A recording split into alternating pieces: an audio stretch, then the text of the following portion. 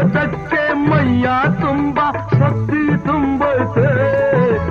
ಅಡ್ಡ ದಾರಿ ಹಿಡಿಯೋ ತಪ್ಪು ಅಂತ ಗೊತ್ತೈತೆ. ಕಷ್ಟ ಒಂದೇ ಬರದು, ಸುಖವೂ ಬರದೆ ಇರದು.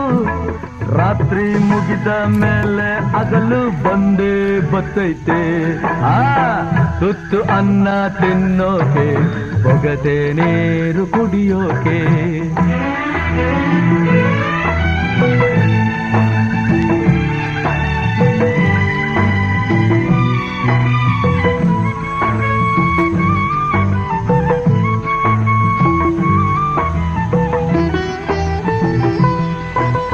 ಹರಿಯೋ ನದಿಯು ಒಂದೇ ಕಡೆ ನಿಲ್ಲೋಕ್ಕಾಗಲ್ಲ.